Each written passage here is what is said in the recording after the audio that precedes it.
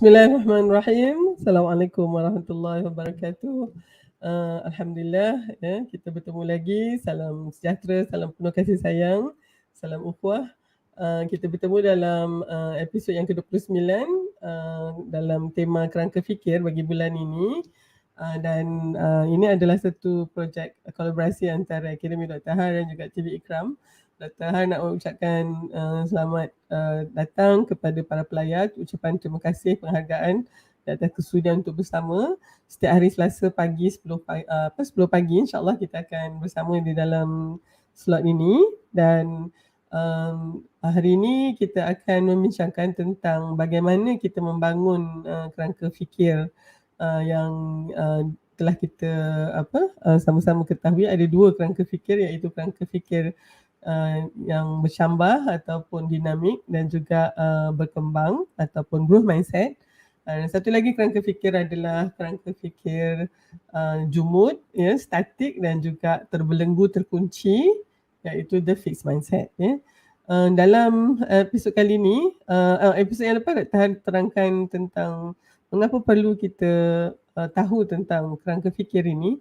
Kerana pertamanya dia adalah merupakan landasan kepada segala bentuk pemikiran kita yang lain, hingga kan ianya mempunyai impak yang sangat ketara kepada cara kita menjalani kehidupan kita, cara kita melakukan tanggungjawab kita sebagai ibu bapa, sebagai pasangan, juga terhadap diri kita sendiri, tanggungjawab kita sebagai bos dekat jawatan contohnya, ataupun pemilik apa-apa bisnes dan organisasi, juga bagaimana kita berinteraksi dan juga memimpin orang lain di dalam masyarakat kita.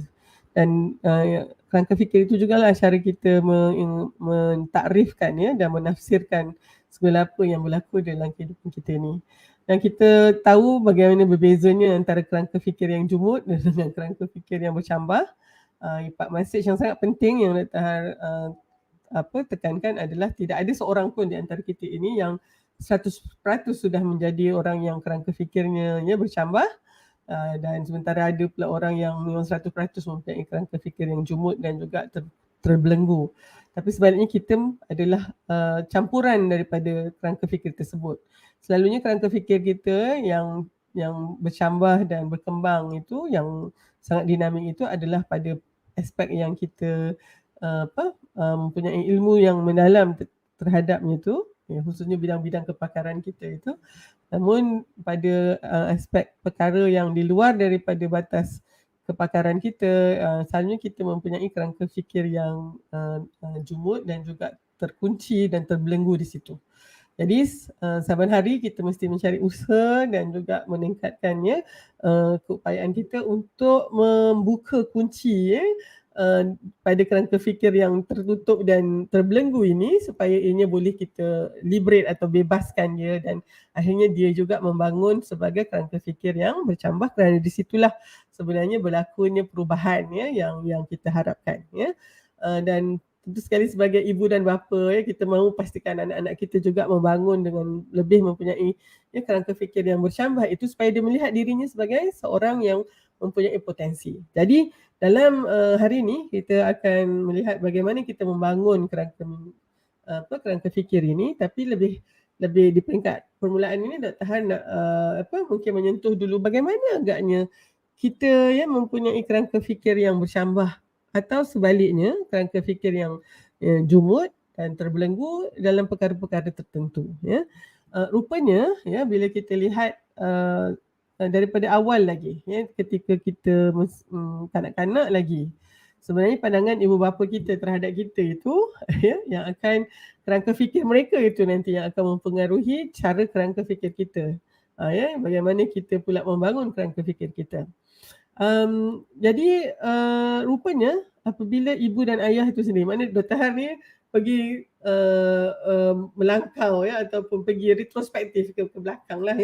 Sekiranya ibu bapa ini mempunyai kerangka fikir yang tertutup, selalunya dia akan menganggap bahawa anak-anak ini memang yang Allah berikan pada mereka tu adalah seorang manusia kecil yang sudah dah ditentukanlah semuanya tu, maksudnya dari sudut rezeki akalnya, cerdik ke tak cerdik budak ni, ya, cantik ke tidak ke, ataupun mungkin biasa-biasa saja, atau kebetulan pula lahir tu ada banyak kekurangannya, ya, kurang upayanya, sindrom itu dan ini contohnya, ya. Dia pula melihat agaknya, yalah kita ni orang miskin, takkan jadi orang kaya contohnya, ya. Apa-apa kita buat pun takkan ada orang peduli contoh dia. Dan dia melihat anak itu sebagai seolah-olah dah begitulah, ya, tak boleh nak buat apa. Maka kita hanya boleh membangunkan ataupun membesarkan budak tu dengan setakat yang dia ada itu, ya. Jadi macam kira macam untung nasib dan tuah sial jugalah kan.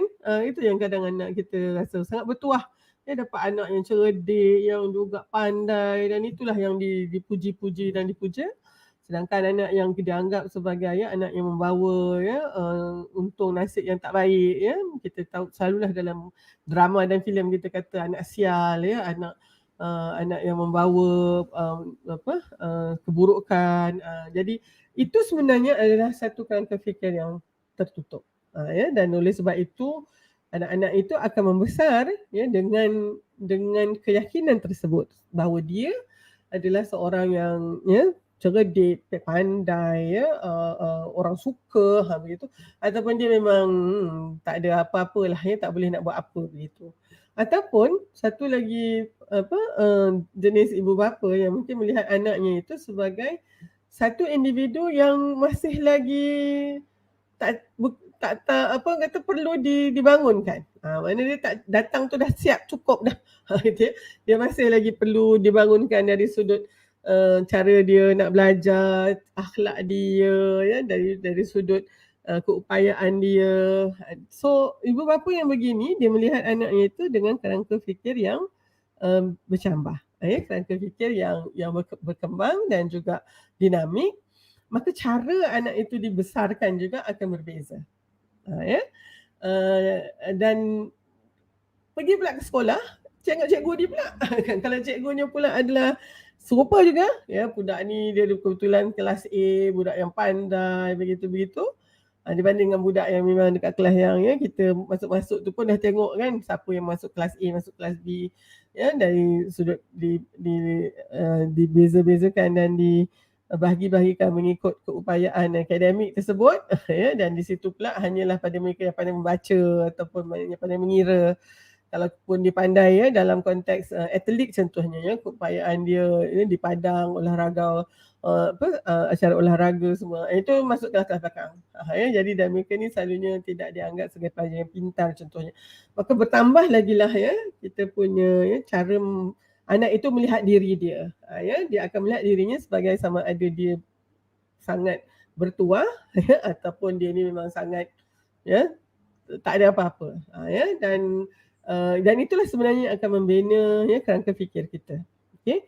Dan apa yang penting mengikut Dr. Dweck adalah cara kita message yang kita sampaikan itu selalunya itu dalam bentuk dorongan kita ataupun kita kata sebagai, ya, motivasi untuk anak kita itu. Ya. Dan oleh sebab itu Dr. Har, ya, bila baca ni Dr. Har nampak bagaimana sebenarnya kita sebagai ibu bapa mungkin, ya, bertanggungjawab, ya, menyebabkan kesihatan mental anak-anak kita sebenarnya. Dan ini mungkin disebabkan pula dengan, ya, zaman yang sangat kompetitif ini, cara kita bercakap dengan anak-anak kita juga adalah berbeza, ya. Selalunya dan ini apa yang dikaji oleh Dr. Dweck, dalam kajian dia melihat kepada dua kerangka fikir ini. Dia melihat bahawa cara kita memuji anak-anak kita itu sebenarnya membawa mesej yang tertentu kepada anak-anak kita, ya. Apabila anak-anak kita banyak dipuji dalam konteks dia punya sifat dia, ya, maknanya karakter dia, dan maknanya kalau dia budak yang pandai, kita oh awaknya sangat cerdik walaupun tak belajar, ya, tapi dapat nombor 1 juga cerdiknya awak ni, ya. Lepas tu katalah kita mungkin, ya, dalam melukis tu kita lukis cantik sikit. Masya Allah, tengok lukisan ini memang dia akan jadi, ya, Picasso lah agaknya kan. Kita ni tujuannya adalah untuk memuji dia. Awak sangat pandai, awak sangat bagus, ya. Abang memang terbaik lah bang, kan. Orang lain tak boleh atasi abang lah macam mana pun, ya, kan. Macam tu kita harap itu sebagai satu yang akan menaikkan semangat mereka, tapi sebenarnya dia memberikan mesej yang sangat bertentangan kepada anak kita, ya, apabila mereka dipuji dalam konteks begitu, ya.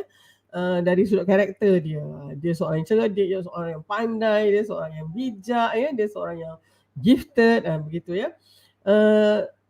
Hingga kan anak itu mendapat signal bahawa kalau saya tak begitu, maka saya tidak mungkin dapat pujian ini dan mungkin saya tak dapat perhatian dan kasih sayang ini. Ya, walaupun kita mungkin tak niatkan begitu, ya, tapi anak kita akan mendapat signal tersebut. Maka dia semakin lama merasa tekanan untuk sentiasa deliver apa yang mak dengan ayah dia ataupun orang lain expect daripada dia itu, ya. Oleh sebab itu dia akan, ya, secara perlahan-lahan menjadi seorang yang sangat, ya, sangat takut untuk mencuba kerana takut gagal, sebab nanti kalau gagal dia tidak akan, dia akan mengecewakan ramai orang. Ya, dan orang tidak akan percaya lagi dengan dia contohnya. Dan oleh sebab itu kalau misalnya lihat ini, bila saya baca ni saya rupanya mendapat jawapan kenapa ada anak-anak murid saya yang memang dah cerdik pandai di universiti ni, ya, dan memang kita tak payah risaulah, ya, tentang tapi masih lagi ditangkap meniru dan juga memplagiat, ya, kerana mereka rupanya mempunyai satu, ya, satu keyakinan diri yang rendah rupanya, ya. Sebab dia merasakan bahawa kalau dia tak perform, takkan ada dia dapat pengiktirafan daripada orang lain. Itu adalah kerana, ya, suasana di sekitarnya sangat mendesak dia untuk berada di dalam kerangka fikir yang tertutup tadi tu. Tapi sekiranya anak itu kita puji dia, jangan tak puji pula, janganlah pula kata tak payah nanti kalau dia jadi fixed mindset. Tidak. Kita harus memuji dia dalam konteks usaha dan juga proses yang dijalani, kerana mereka yang ini datang daripada kerangka fikir yang bercambah dan berkembang inilah, ya, maknanya dia melihat anak itu memerlukan masa, anak itu memerlukan, ya, kesungguhan, dan sebenarnya tak ada yang instan, ya, tidak ada yang orang kata segera. Ya, segala yang segera-segera ni sebenarnya dia tidak berapa sihat pun, ya. Jadi dia kena perlukan masa. Oleh sebab itu, ya, dengan kerangka fikir ini kita boleh membina anak-anak kita yang tidak takut gagal, ya, anak kita yang tidak takut mencuba, anak kita yang melihat bahawa kegagalan itu adalah satu, ya, proses pembelajaran guru yang paling baik untuk dia. Anak-anak kita yang tidak takut untuk menerima maklum balas yang sesuatu yang agak negatif begitu, ya. Jadi oleh sebab itu, mereka ini mungkin yang kita katakan akan membesar menjadi mereka yang street smart, ya, dibandingkan dengan mungkin anak yang dengan kerangka fikir yang terbelenggu tadi. Mereka mungkin pandai, ya, tetapi memang tak ada keupayaan dan kemahiran untuk mempunyai keliutan tadi, resilient, ya. Dan mereka ini ibarat, ya, kalau misalnya dalam episod yang lepas saya tunjukkan outcome daripada kerangka fikir yang jumud ini, dia ibarat telur tu, ya, sangat rapuh sangat, ya. Kalau kita campak sikit je dah pecah berderai dah, ya. Dan kalau dia diberikan komen atau mungkin dia diberikan maklum balas tentang prestasi kerjanya ataupun prestasi pembelajaran dia yang belum sampai pada tahap yang diharapkan, ya, standard yang ditentukan, dia sangat rasa kecewa, ya, dan putus asa, ya. Dan tentu sekali ini mempunyai, ya, impak kepada bagaimana dia melihat diri dia. Saya tak berguna, saya tak ni, lebih baik saya tak ada saja di atas muka bumi. Dan dari situlah kita lihat kesihatan mental yang merosot itu, ya. Oleh sebab itu, ya, dari mana datangnya kerangka fikir ini? Sebenarnya dia datang daripada kita sendiri sebagai ibu bapa. Ya, jadi pada pandangan saya, antara the low hanging fruit ataupun cara yang paling penting hari ini adalah untuk memastikan kita, ya, membuat muhasabah yang sejujur-jujurnya kepada kerangka fikir kita, khususnya, ya, dalam aspek kita mendidik anak-anak. Ya, kita mungkin sangat bercambah dan berkembang dalam kerangka fikir yang dalam aspek yang lain, tetapi bila kerangka fikir kita dalam aspek mendidik anak kita, ya, membantu anak kita dalam kehidupan dia tu, kita sebenarnya tak banyak membantu kerana kerangka fikir kita masih pada kerangka fikir yang jumud dan terbelenggu. Contoh, ya, kalau ada orang yang mungkin ni anak dia nak kena hantar pergi tuition di situ di sana, ya, masa sebelum COVID ni lah kita ada UPSR, kemudian kita ada PT3, kemudian kita ada SPM, ya, yang mana kita dapati kan ibu bapa sangat bagus tu komitmen dia untuk memastikan anak dia berjaya, tapi kemungkinan disebabkan kerangka fikir yang tertutup itu, dia melihat kejayaan anak itu adalah sebagai satu refleksi kepada keupayaan dia sebagai ibu bapa. So anak dia mesti dapat A. Anak dia kena mesti semua dapat A. Dan dia tidak melihat itu sebagai satu proses pembelajaran, tapi hanya yang dipentingkan berapa banyak A yang dia dapat, kerana itulah nanti yang akan melambangkan, oh anak encik ni yang pada pandai kan, semua daripada daripada anak sulung sampai yang bongsu ni semua A semua. Anak dia berbanggalah tentang itu, tapi sebenarnya itu yang menyebabkan anak-anak ini mungkin pandai, cerdik dan juga sangat mempunyai prestasi pencapaian akademik yang sangat tinggi, tetapi sebenarnya tidak dapat membina kekuatan itu kerana kerangka fikirnya itu adalah kerangka fikir yang tertutup dan jumud. Itu belum lagi sistem pendidikan kita yang hanya memberikan pengiktirafan kepada mereka yang mendapat orang kata semua A ni saja, walaupun akhlaknya entah ke mana, walaupun mungkin dia seorang yang tidak mempunyai ciri-ciri sasiah yang baik, tapi itu semua tak penting. Jadi itulah sebenarnya yang menyebabkan banyak masalah kita dia berakar umbi daripada situ. Jadi oleh sebab tu bagaimana agaknya cara kita nak membangunkan pula. Jadi oleh sebab tu ingat kerangka fikir bercambah dan dinamik ni dan juga berkembang ini, dia tak sama dengan kerangka fikir positif dan kerangka open mindedness saja. Janganlah ada orang kata, oh saya very open minded, semua okey, tak apa anak saya. Tetapi sebenarnya kita kena melihat juga. Jadi oleh sebab tu kita mungkin kena mengubah strategi kita bagaimana nak membangunkan kerangka fikir itu. Jadi cara yang pertama adalah untuk mengubah dulu kerangka fikir kita. Maknanya kita kena mencari kerangka fikir kita yang masih lagi jumud dan statik ini, yang masih lagi terbelenggu dan terkunci ini, untuk kita perlahan-lahan bebaskan dia, ataupun kita daripada menganggap bahawa segalanya itu sudah tetap dan juga tak boleh diubah. Sekarang kita kena pertama sekali semuanya insya-Allah boleh diubah dengan adanya usaha dan juga latihan yang berterusan, dan juga dengan izin Allah Subhanahu Wa Taala. Yang ini penting untuk kita ni. Maknanya kita meletakkan usaha kita itu sebagai satu alat tujuan itu, tetapi akhirnya yang menentukannya Allah adalah Allah Subhanahu Wa Taala. Di situ saya menokok apa yang dia nyatakan di dalam mindset ini, sebab saya lihat juga ada mindset yang dia hanya bergantung kepada usahanya saja, tapi akhirnya dia kecewa juga sebab ada yang menentukan selain daripada usaha kita saja. Jadi yang itu selepas itu bagaimana caranya kita nak mengubah ini. Pertama tadi kita kena pasti apakah dia kerangka fikir kita yang masih lagi pada kerangka fikir yang terbelenggu dan jumud ini. Yang keduanya, memahami dari mana datangnya. Untuk ini saya ada juga sentuh ni tentang dalam zon kehidupan kita sebenarnya kerangka fikir yang jumud itu adalah apabila kita berada pada zon selesa dan zon ketakutan, yang mana itu adalah melambangkan bahawa otak primitif kita masih lagi lebih dominan daripada otak yang kita katakan sebagai otak wizard atau otak yang bercambah itu, iaitu neocortex ataupun bahagian prefrontal lobe ini di dalam otak kita yang bertanggungjawab untuk membuat keputusan, bertanggungjawab untuk penaklukan dan juga pertimbangan, penghakiman dan juga menyelesaikan masalah. Yang ini adalah otak bercambah. Jadi kita mungkin tak boleh lompat saja, kita kena faham bahawa kita kena ada pembelajaran. Di dalam pembelajaran ini adalah kotak emosi. Jadi oleh sebab itu ini adalah bahagian otak emosi yang sangat perlu kita tangani untuk memberitahu kepada diri kita, walaupun kita takut nak mencuba ni tadi tapi insya-Allah dengan kerangka fikir yang bercambah tadi, kita boleh membimbing diri kita untuk mengatasi rasa takut kita tu, dan bila kita belajar lagi banyak perkara, kita lagi merasa lagi bertenaga. Kita seronok kan bila kita tahu kita belajar benda baru begitu, dan akhirnya kita dapat bukannya membuang kerangka fikir jumud kita, tetapi kita kontrol dia. Ya, dia berada di bawah kawalan kita. Okey.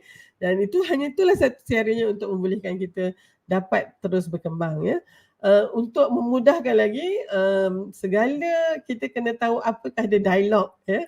Kerangka fikir yang jumud ini atau fixed mindset, yang sebenarnya dia datang daripada otak, ya, primitif kita tu. Mungkin saya boleh, ya,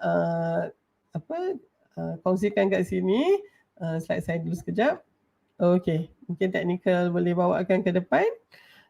Ya, tentang apa yang dinamakan tentang primitif brain ni, ya. Kalau kita lihat, dia sebenarnya lizard brain ini dia berkait sangat rapat dengan menghasilkan kerangka fikir yang jumud dan terkunci, terbelenggu itu, ya. Kalau kita tengok, rupanya fixed mindset ni, yang dikatakan daripada lizard brain ini, dia punya main thing, ya. Kalau kita lihat kan, yang paling utama adalah dia nak sangat dilihat bagus, baik, pandai, cerdik, dan hebat, ya. Dan dia merasakan saya sememangnya lahir, ya, dengan segala keistimewaan ini, ya, untuk melakukan perkara-perkara yang hebat ini. So dia menginginkan bahawa, ya, keupayaan ini satu yang memang dah ada dah di dalam diri dia, dalam DNA dia, ya, dah tetap, dah ditentukan dari azali lagi. Dan dia memang tak mahu nak berhadapan dengan cabaran ataupun sesuatu yang menguji dia, kerana dia tak mahu gagal dan tidak mahu nampak tak hebat, begitu. Dia sangat mudah nak putus asa, ya. Dia kata, ini susah sangat ni, saya bimbang nanti kalau saya buat dan saya tak pandai, nanti orang akan nampak saya sebenarnya tak bagus, ya. Dia melihat bahawa usaha itu adalah satu yang sia-sia ataupun satu yang sepatutnya dia tak perlu pun. Benda ni senang kan, saya pun seorang yang cerdik dan pandai, ya, dan sangat berbakat. Kenapa pula saya nak jadi nak berusaha, ya. Dan dia sebenarnya tak suka menerima maklum balas. Dia akan sentiasa mengatakan bahawa seolah-olah kita nak mengkritik dia, ya. Dan dia sebenarnya rasa sangat terancam, ya, dengan kejayaan orang lain, dan selalu mengatakan macam mana dia orang boleh jadi bernasib baik sangat ni, kenapa pula saya, dia jadi. Dan kadang-kadang yang kita bimbang, dia akan melakukan sesuatu untuk memastikan orang lain itu tidak berjaya. Yang ni susahlah. Dan dia ni sebenarnya kalau dia mencuba pun, dia tak akan cuba sampai habis, ya. Sebab dia rasa bahawa itu nanti akan menyebabkan seolah-olah dia ni tak istimewa lah, ya. Jadi ni sebenarnya satu, ya, yang kita tengok macam penyakit jugalah, ya, ni dalam konteks cara kita berfikir. Jadi bagaimana kita nak salah satunya macam mana nak mengubah kita punya kerangka fikir ni, kita kena tahu dulu bagaimana kita nak menjinakkan, ya, otak cicak kita ni, ya, lizard brain kita ni. Jangan lupa bahawa lizard brain kita atau fixed mindset kita ni sebenarnya asalnya adalah penting untuk menjaga diri kita, ya, survival, ya. Kita sentiasa berwaspada begitu, tapi akhirnya dia menjadikan kita paralyzed, ya, menjadi melumpuhkan kita, ya, kerana kita terlalu takut, ya, dan terlalu mendengar apa yang otak cicak kita katakan ni. Jadi pada dalam ini saya nak mencadangkan, ya, pertama kita kena namakan kita punya otak otak cicak kita ni, ataupun lizard brain kita yang sebenarnya menghasilkan fixed mindset tadi, supaya kita boleh buat step yang kedua ni. Kita boleh berbincanglah dengan dia secara one on one, ya. Maknanya kita tidak lagi, kalau kita tak buat begini, kita tak namakan dia sebagai satu nama yang khas, dia menjadi seolah-olah diri kita, dan kita selama ni memang mendengar kata-katanya, ya. Oleh sebab itu kita terus berada di dalam fixed mindset kita. Saya sendiri nama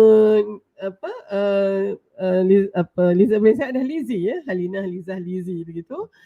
Dan saya selalu argue dengan dia, ya, dan dia memang, dan kita tak boleh anggap dia ni musuh kita, tidak. Dia adalah seorang sahabat yang sangat bimbangkan kita, terlalu bimbangkan kita kerana terlalu sayangkan kita. Jadi kita akan argue dengan dia dan kita akan selalu berikan dia jaminan. Tak apa, jangan risau, saya akan cuba juga ni.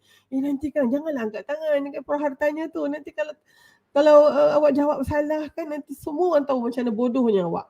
Contoh, ya, itu fixed mindset, ya. Jadi step ketiga saya akan kata, memang saya akan nampak bodoh, tetapi bukankah ni masa saya untuk tunjukkan kebodohan saya, sebab sekarang ni ada Prahar di depan saya yang akan membetulkan saya kalau saya silap. Jadi tak apa, ya. Jadi step yang keempat, bila kita dah argue, kita boleh buat yang bertentangan dengan apa yang lizard brain atau fixed mindset kita suruh. Dia kata jangan angkat tangan. Jangan volunteer. Nanti sekarang ini apa yang berlaku kat pelajar saya. Saya katakan dia mesti lawan yang itu dan dia kena angkat tangan. Kalau lizard brain kata jangan angkat tangan, dia akan angkat tangan. Kalau fixed mindset dia kata jangan nanti kan semua orang tahu awak sebenarnya tak berapa pandai, masa tu dia akan mencuba. Dan di situlah datangnya kekuatan itu untuk kita melangkah kepada kerangka fikir bercambah kita. Dan akhirnya kita juga bukan tak cukup dengan itu, kita akan mesti bertahan untuk mendiamkan saja kita punya lizard brain. Nanti dia ya Allah bisingnya dia, itulah dia unit kita pun rasa ya Allah. Dan mulalah ragu-ragu juga dengan keputusan kita ni sebab dia selama ni sangat dominan. Akhirnya kita kena kata shut up lizard brain. Kita kata kau diam. Dan ini sebenarnya satu cara lah bagaimana kita melatih diri kita. Jadi ada satu penulis Seth Godin ini, dia yang mulanya menulis tentang linchpin, satu buku yang bukan tajuknya lizard brain, tetapi dalam tu dia bercerita tentang lizard brain ini, dan dia kata you have to tell your lizard brain to shut up. Ada masanya kita memang kena yakinkan dia untuk diam. Dan di sinilah caranya bagaimana kita nak keluar daripada kerangka fikir jumud kita juga. Bukan mudah senang cakap tapi sangat sukar, khususnya kalau misalnya selama ini lizard brain kita lah yang selalu bercakap di dalam kepala kita. Self talk itu ini penting, dan juga yang ini yang di dalam buku Dr. Carol Dweck dia namakan sebagai the fixed mindset persona. Dia ada satu individu lagi. Macam mana caranya kita nak menolong lizard brain kita ni?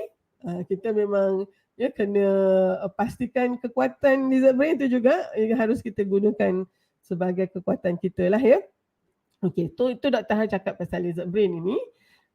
Jadi mungkin kalau kita lihat semula sebenarnya apa yang sangat penting di sini adalah tahu dari mana datangnya kita punya fixed mindset itu, iaitu selalunya daripada otak yang primitif dan dia sebenarnya sangat fungsinya adalah untuk melindungi diri kita. Melindungi diri kita bukan hanya daripada bahaya yang nampak harimau atau beruang nak makan kita dan kita kena lari fix yang kita kata flight and fight tu tetapi juga untuk membolehkan kita mengawal dia supaya dia tidak melumpuhkan kita dalam konteks membuat perubahan-perubahan yang sangat bertentangan dengan apa yang dia tahu selama ini, yang membuatkan dia merasakan bahawa kalau kita melakukan itu maka ianya akan lebih mendedahkan kita kepada sangkaan orang bahawa kita ini tak berapa bagus, tak berapa baik. Jadi this is all about you sebenarnya Jadi bagaimana agaknya kita nak mendidik membimbing anak kita supaya mereka fikir yang lebih dinamik tadi tu sangat penting sebenarnya, khususnya sekarang bila anak-anak kita didapati bila keluar daripada universiti pun mereka tidak dapat dapat pekerjaan dengan mudah mungkin gaji yang mereka peroleh pula sangat rendah dibandingkan dengan kelayakan mereka.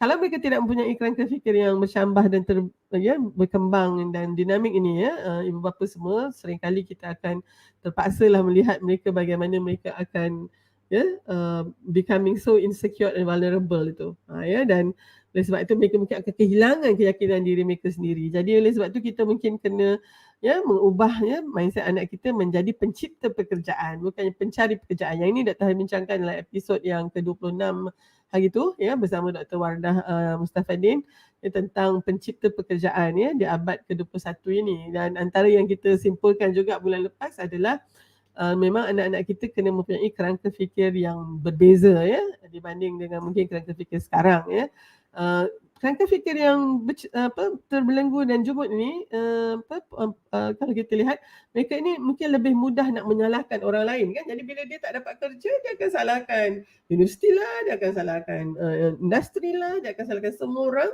dan dia tak dapat nak tujuannya tu adalah untuk melindungi diri dia daripada rasa kecewa, rasa sangat rasa tidak teruja ini dengan suasana yang ada ini. Tetapi itu sebenarnya tidak akan banyak mengubah tetapi kalau dia mempunyai kerangka fikir yang bercambah tadi, dia akan melihatnya sesuatu yang merupakan liability bagi seorang yang mempunyai kerangka fikir yang jumud dan tertutup. akan dilihat sebagai satu peluang dan ruang untuk berinovasi bagi mereka yang mempunyai kerangka fikir yang bercambah.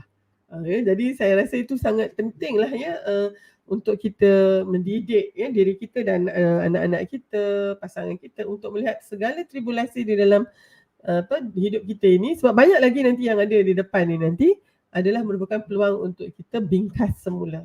Namun kalau kita tak ada kekuatan ini, sangat sukar, dan saya rasa mempunyai pengetahuan tentang kerangka fikir ini adalah langkah yang pertama.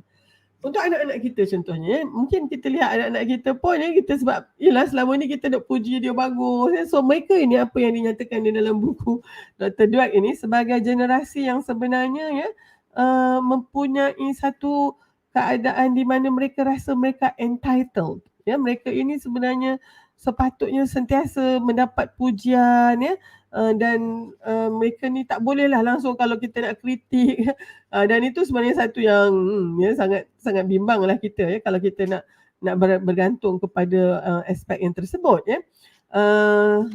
saya cari balik ni tadi saya dah buat dah dia punya ni, dia kata itulah yang merupakan mungkin satu yang terpaksa kita hadapi generasi yang ada ini, sebab cara kita memuji mereka itu lebih kepada menghasilkan kerangka fikir yang jumut itu dan juga terbelenggu, dan oleh sebab itu kita juga kena lakukan sesuatu untuk pastikan anak-anak kita boleh mempunyai daya tahan supaya mereka tidaklah sentiasa berharapkan benda yang elok saja dan hinggakan kalau ada perkara-perkara yang mungkin tidak menyokong ataupun tidak memberi mereka kekuatan ataupun mengiktiraf apa yang mereka ada itu, maka mereka akan kecewa dengan itu. Oleh sebab itu, semua perkataan yang disebut oleh anak-anak kita, apabila kita kata kenapa abang tak cuba, saya tak pandai, I'm not clever, dia kata. Contoh ataupun I'm not good at this, saya tak pandai lagi benda ni, saya tak belajar lagi. Saya tak boleh buat benda ni sebab saya tak belajar. Jadi kita mungkin kena tambah, kalau dalam bahasa orang putihnya, the power of yet, dia kata. I'm not clever yet. Atau apa lagi, dia akan kata I cannot understand this yet. Kita tambahkan yet dekat belakang tu Jadi apabila adanya yet tadi tu, maka kita rasa bahawa oh yalah I can't do this yet. This doesn't work yet. I don't know yet. Okay, it doesn't make sense yet. I don't get it yet. I'm not good at this yet. Jadi kalau misalnya anak kita kata saya tak boleh buatlah benda ni, kita akan kata abang belum boleh buat lagi. Okay. This doesn't work. Ini takkan jadi bila, takkan ni bila. Ini belum lagi menjadi. Mana yet itu kita daripada ia takkan begitu menjadi dia belum lagi. Saya tak tahu, saya belum tahu. Yang ni saya tak faham lah macam mana, saya belum faham. Dan saya bukannya pandai buat benda ni, saya belum pandai. Jadi ini sebenarnya kalau kita lihat, saya pernah tengok sendiri, ianya diletakkan di dalam bilik kelas lah. Dia kata change your words, change your mindset. Dia kata I'm not good at this. So kata okay, tanya soalan, dia kata what am I missing? Kenapa saya tak bagus dalam ni apa agaknya yang masih kurang lagi? This is too hard. Kita kata ini susah sangat ni. Jadi apa yang dia nak kena cakap? Dia kena kata bahawa saya belum jumpa lagi cara nak mudahkan benda ni. Ataupun dia akan kata, oh saya bagus lah, saya terror lah yang ni. Daripada cakap macam tu, dia kata, oh saya sebenarnya I'm on the right track. Saya alhamdulillah ada benda yang diperlukan. I give up. Dia kata I give up. Dia akan kata saya akan cuba strategi lain lah agaknya yang belum saya cuba lagi. Dia tak terus give up lah. Kalau misalnya dia kata ini cukup baiklah dah ni, tak payahlah nak tambah-tambah lagi. Dia kena tanyakan ada tak mungkin perkara yang lebih baik lagi yang saya boleh buat selain daripada yang ini. Jadi ini sebenarnya merupakan kata-kata yang sering kita katakan sebagai self talk tadi tu. Jadi kita kena tambahkan yet lah kepada segala kata-kata yang menunjukkan kita tak berupaya itu, dan itu sebenarnya sangat penting untuk membentuk ya kerangka fikir yang bercambah ya. Dan jadi dalam ya cara ini juga Dr. Har suka juga nak mungkin ya mencadangkan ya bahawa kita kena ada kelompok rakan-rakan juga yang memahami tentang kerangka fikir ini untuk kita berbincang. Contohnya dengan pasangan kita sendiri, mungkin melihat bagaimana cara kita melihat anak-anak kita sendiri dulu. Mungkin pertama kita membuat diagnosis dulu ya kerangka fikir kita, mana yang bercambah, mana yang masih lagi terbelenggu. Kemudian kita lihat pula ya anak-anak kita sendiri, daripada ramai-ramai anak tu agaknya 3-4 orang tu, mungkin ada seorang yang dah nampak dah ya kerangka fikir dia bercambah. Ya, cara dia ya kalau kita tengok pun dia tak tak mudah putus asa ya. Cuba menghafaz Quran tak dapat lagi, dah akan cuba lagi ya, dan kita kena berikan penghargaan terhadap usaha dia tu. Ya. Dan bukannya pula memberikan dia membanding-bandingkan dia, abang dulu masa bayar ni dah dapat hafaz semua Quran tu. Apa kenanya dengan Angah ni ya? Angah ni pun anak mama dengan mapan juga. Sepatutnya yang itu semua ada kata-kata yang hanya akan menyebabkan anak itu ya dia develop kerangka fikir yang jumud ya, dan juga statik. Pada pandangan dalam yang dia dengar ya adalah kerana saya mesti jadi baik macam abang ataupun lebih baik sebelum saya ya boleh mendapat kasih sayang dan perhatian daripada mama dengan ayah. Yang ini ni yang saya kira ramai anak-anak kita yang sebenarnya begini ya, mereka sentiasa rasa tidak mampu nak mencapai ya harapan ibu dan ayah itu, dan kita lebih memberikan fokus kepada dia punya mungkinlah ya dia ke berapa banyak hafazan yang dia boleh hafal ke, macam mana bagus dia, cantik dia ya. Kalau misalnya anak kita atlet, berapa banyak piala yang dia dah rangkul. Kita memberikan perhatian lebih kepada itu, bukan kepada budaknya tu ya yang sebenarnya telah memberikan ya sepenuh kata komitmen ya. Jadi anak-anak kita mungkin ya mereka nampak berjaya, tetapi mereka tak enjoy the learning journey tu, sebab dia sangat conditional ya, dia sangat itu menjadi satu syarat ya sebelum mereka mendapat kasih sayang dan perhatian kita. Bayangkan ya bagaimana kerangka fikir yang begitu itu nanti kalau mereka pula menjadi seorang dewasa ya, menjadi ibu bapa juga ya, jadi mungkin cara kerangka fikir itu akan terus menjadi sesuatu yang dominan. Dan oleh sebab itu dalam keluarga kita hanya mendengar kata-kata daripada otak cicak kita sajalah ya, dan oleh sebab itu tidak ada peluang ya untuk kita punya growth mindset kita atau kerangka fikir bercambah kita tu untuk berkembang, dan akhirnya mengawal ya kerangka fikir kita yang terbelenggu tadi ya. Jadi mungkin saya ada satu kajian yang dibuat oleh Dr. Dweck sebenarnya. Dia mengkaji sekelompok pelajar-pelajar yang umurnya 8 tahun begitu, dan pelajar ini mulanya disuruh membuat satu ujian ya, tapi ujian itu pada tahap budak 6 tahun. Ya, jadi semua pelajar 8 tahun ni mendapat markah yang tinggi-tinggi ya, semua seronoklah. Dan mereka dibahagikan kepada 2 kelas. Kelas yang pertama itu untuk sepanjang 3 bulan itu, kelas itu akan guru-gurunya diajar dan diarahkan untuk memuji pelajar dengan pujian-pujian yang lebih kepada melihat karakter dia. Dia pandai, dia cerdik, dia sangat dia memang hebat macam tu kan. Dan kelas yang satu lagi, kelas B ni pula gurunya diajar untuk atau diarahkan untuk memberi tumpuan kepada usaha pelajar tu dengan tidak memuji dari sudut karakter itu. Jadi maka pujiannya adalah lebih saya nampak macam mana bersungguh-sungguhnya awak mencuba. Saya nampak tadi mulanya peringkat awal tu awak tak dapat kan, tapi cikgu tengok awak dapatkan pertolongan orang lain untuk bantu ya, bagus sangat tu. Saya tengok awak memang dah bagus dah, tapi awak nak cuba lebih lagi dan lebih kepada memuji usaha ataupun proses itu ya. Selepas seminggu begitu, pelajar ini diberikan tawaran ya untuk nak buat tak satu lagi test ya. Dia dapati kelas A ni tak ada seorang pun yang mengangkat tangan nak menjawab test yang baru yang ditawarkan ni. Tetapi pelajar kelas sebelah tu ya pelajaran kelas pertama tadi tadi hanya 50% saja yang angkat tangan nak cuba. 50% lagi tidak. Tapi yang kelas 11 semua nak cuba lagi ya, nak cuba benda yang baru tu. Bila ditanya kepada 50 pelajar yang tak mengangkat tangan tadi, jawapannya sangat jelas ya. Saya tak nak cuba tu sebab saya takut saya tak dapat markah yang tinggi. Dia hanya akan menunjukkan lagi bahawa saya sebenarnya bukanlah apa-apa pandai sangat. Hari tu macam agaknya nasib saya lah kot.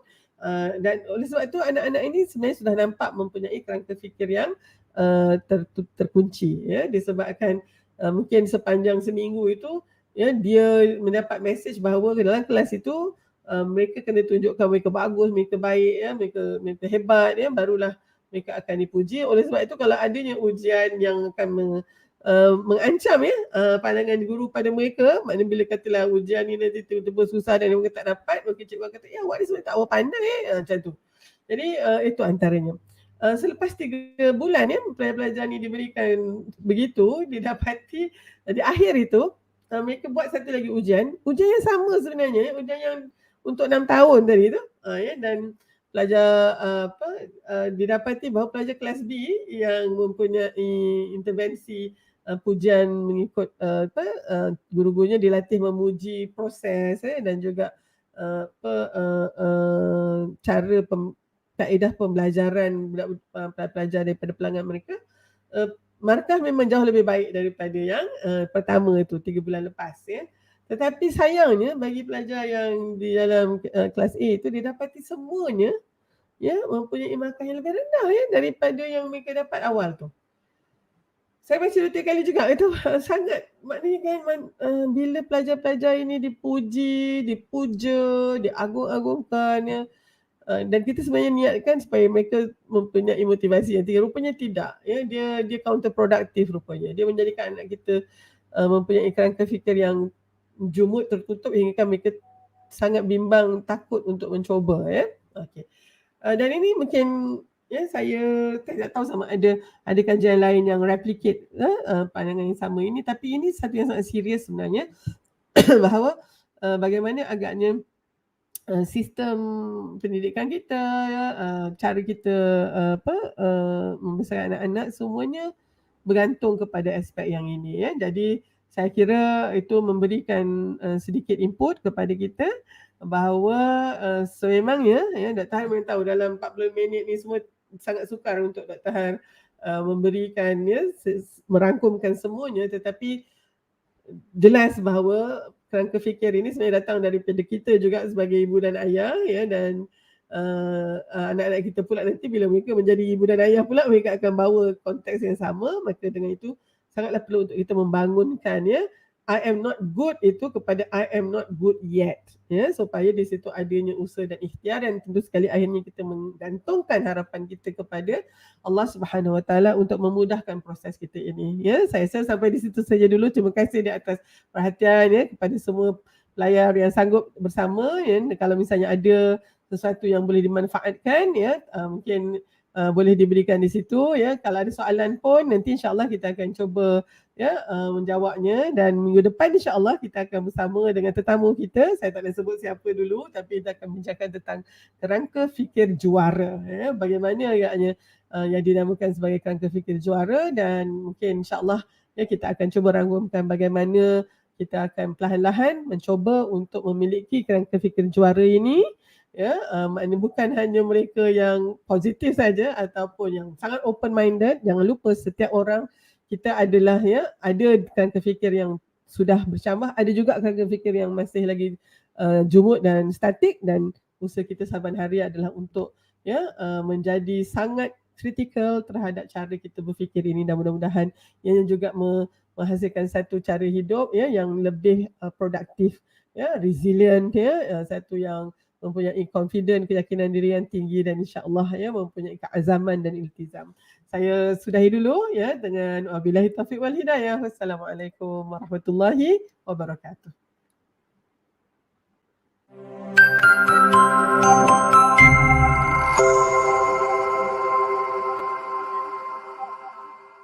bersama membina masyarakat.